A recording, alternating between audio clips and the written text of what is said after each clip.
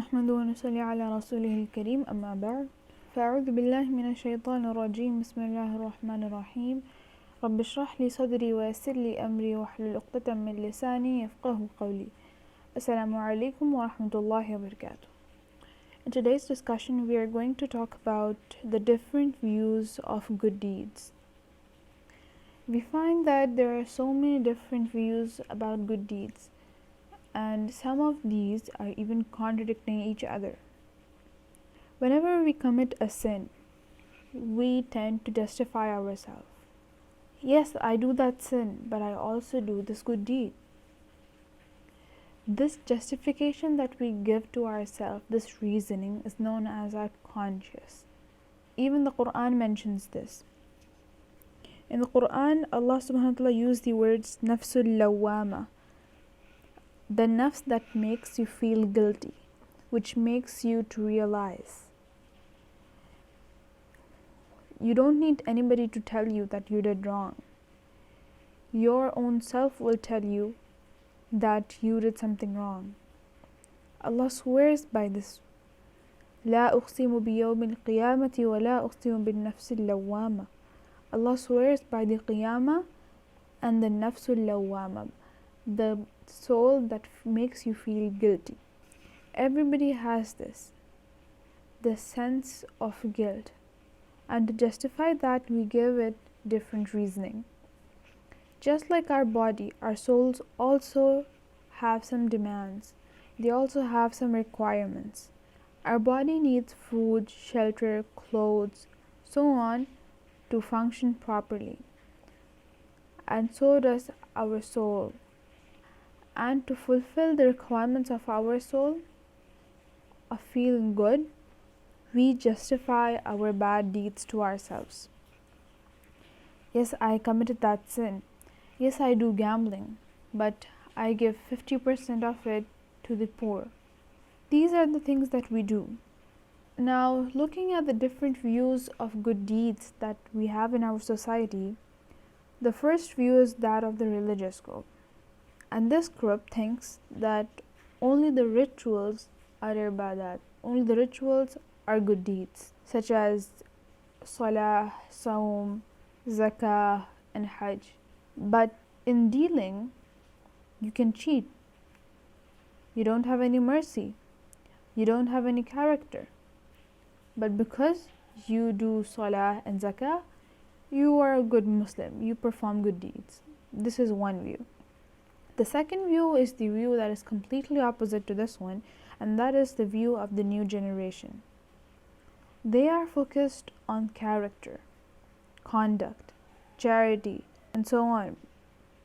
But they are not concerned about salah, zakat, the fundamentals and the basics of Islam. So what are good deeds then? Before we recite the ayah from the Quran, let me share a story with you. There was a village and it had never seen an elephant before. So the elephant was coming there for the first time ever. So people came to look at it. And there were also some blind people.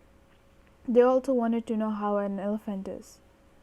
So when the elephant came, they went, and some of them touched the legs of the elephant, others touched other touched his trunk, and some of them touched his ears. And they started saying that the one who touched the legs, he said that an elephant is like a pillar. And then the one who touched the ears of the elephant, he said that elephant is like a flap. And the one who touched the stomach, he said that the elephant is like a drum. And then the one who touched the trunk, he said that elephant is like a long tube. But in reality, an elephant is not like that. It consists of all of those parts together. So when we look at our view of good deeds, we see that we have taken parts of good deeds and thought that this is the good deed. This is how good deeds are supposed to be. But in reality, we have to balance all aspects of good deeds to become pious. So now let us read the ayah.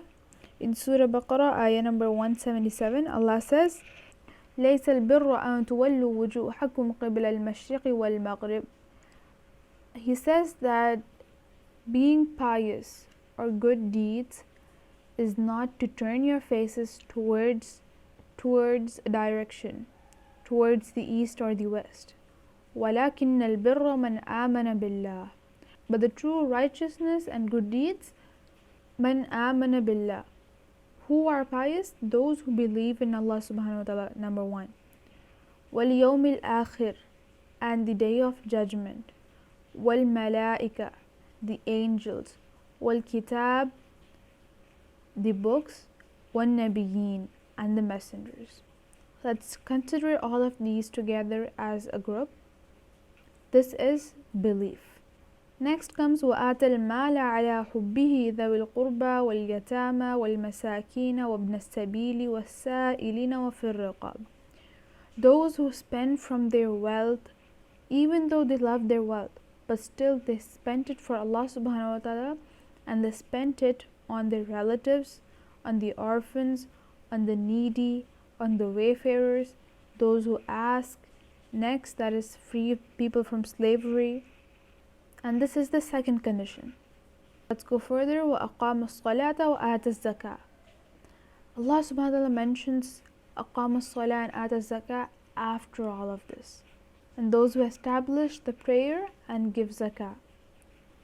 Next, وَالْمُوفُونَ بِأَهْدِهِمْ إِذَا آهَدُوا, and those who fulfill their promise, their pledge, when they make it.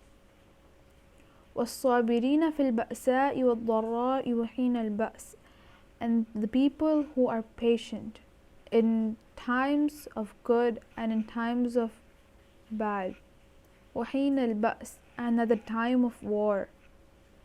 أُولَٰئِكَ الَّذِينَ صَدَقُوا. Allah says those are the people who are truthful when they claim to be pious. When they claim to do good deeds, then if they do all of these things, then they are the truthful people. And Allah subhanahu wa ta'ala goes on and gives us an extra good news for those people who do all of this. وَأُولَٰئِكَ هُمُ الْمُتَّقُونَ, and those are the people who are the muttaqun.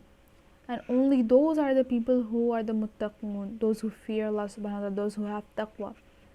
May Allah subhanahu wa ta'ala make us amongst these people, and may He guide us to the straight path, and may He give us the ability to follow all of these things that are mentioned in this ayah. Ameen. وآخر دعوانا الحمد لله رب العالمين سبحانك اللهم وبحمدك نشهد أن لا إله إلا أنت نستغفرك ونتوب إليك اللهم صل وسلم على نبينا محمد. Assalamualaikum wa rahmatullahi wa barakatuh.